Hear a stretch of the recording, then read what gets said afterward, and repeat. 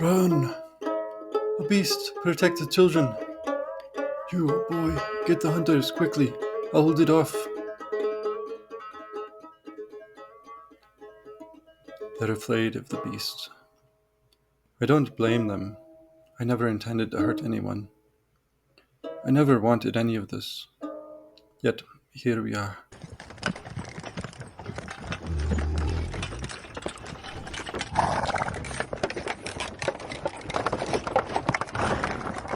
Morning, stranger. Cold one today, ain't it? Headed in town. As Teresa had fared westward from the high and bitter peaks, she had marked signs of dwelling, faint paths trod by men, the leavings of hearth smoke upon the wind. Yet none had she met in her long wandering. 100 miles she had fared, crossing the great divide of the land, ere at last she beheld a living soul, the driver of a humble wagon upon the road. And not merely any soul, but an Ostarian, a stranger to her tongue and kin. She had crossed into lands unknown, where the ways of men were not as those she had left behind. The wagon driver didn't seem perturbed by Teresa's silence. He seemed more perturbed by her appearance, the dirty poncho, torn breeches, and wide-brimmed hat that was more dust than leather. She felt his concerned gaze peering at her sunken eyes and gaunt cheeks, the way she leaned heavily on her staff. She itched under his scrutinization. "What? Oh, she mustered in response to his question. "Well, if you need a ride." "I'd rather walk." The words felt cold as they escaped Teresa's lips. She didn't intend to be rude, but if she had accepted his offer, that would have meant conversation all the way to town, and she felt in no mood for anything other than a bath and a warm place to rest.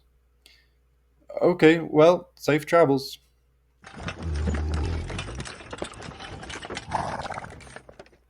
Though the air yet brushed skin with the chill of winter, Teresa's limbs thawed and stirred now that she had left the snowy paths behind. Even the ever persistent ache in the freshly healed wound of her hamstring released its metallic grip a little.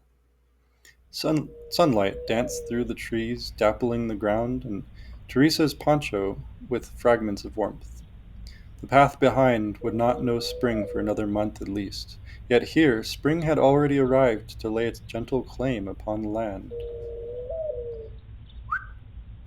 At Teresa's whistle, a shepherd dog came bounding from the woods. His fur was soft and white as fresh snow, almost glowing. Teresa patted his head gently. "Come on, Isa, walk with me a while."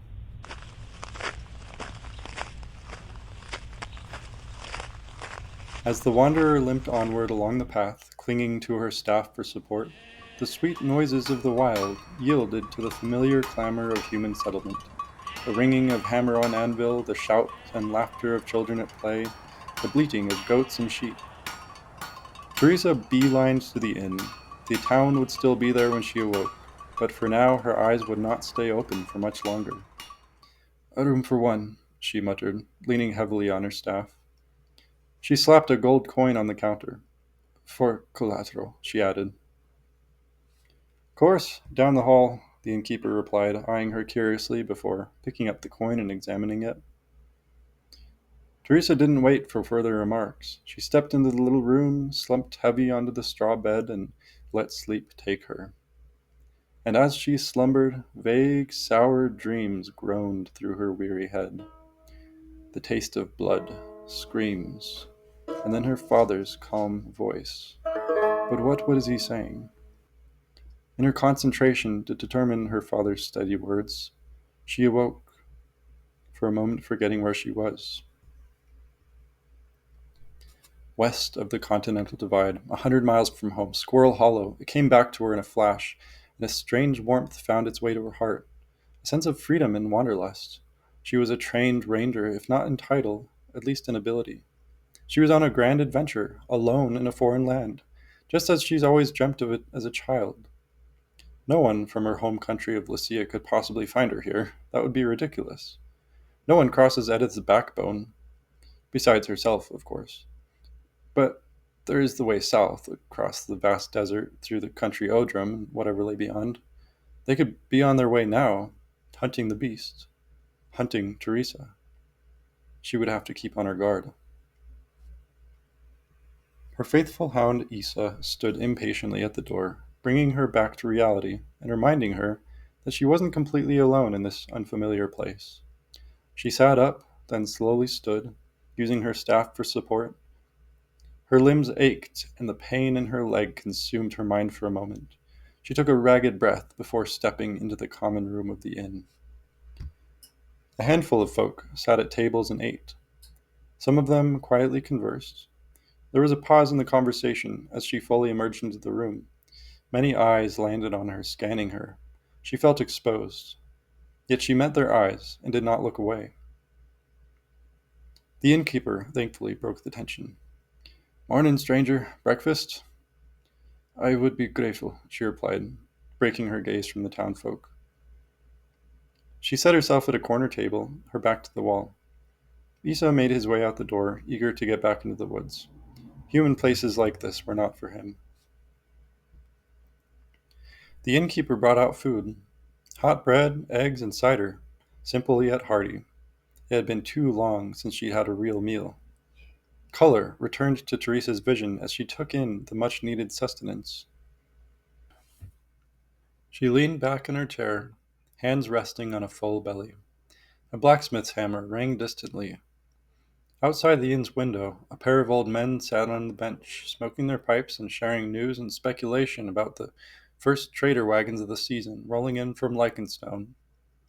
Inside, the air smelled of fresh bread and cider, along with last night's ale, and it was not unpleasant.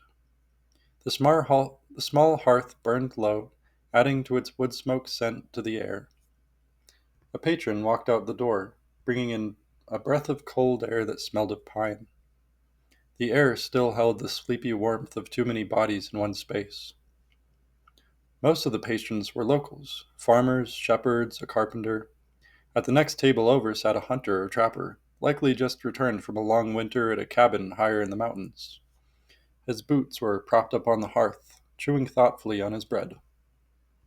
And then there was Teresa, a traveler, a stranger.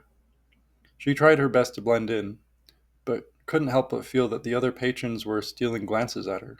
Her pale skin, funny hat, and woolen poncho must make her stand out like a tree in a field. The hunter in particular was eyeing her under his tangle of disheveled hair. The hunter's chair scraped against the floor as he turned to face her. He leaned forward, elbows resting on his knees. "You're from far off, I can see that plain. You from the nomad lands." Teresa pushed her plate away and leaned forward, taking a minute glance. His outfit was worn, hand-stitched leather, and his face looked much the same, like he'd spent too many days in the high mountain sun, hardened by wind and cold. "What if I am?" she replied. The hunter cocked an eyebrow and shook his head. "No, not the nomad lands, different accent." "Scala?" Teresa's mouth lifted in a slight grin. "Ha! And if I were from Scala, I mean, what would you say?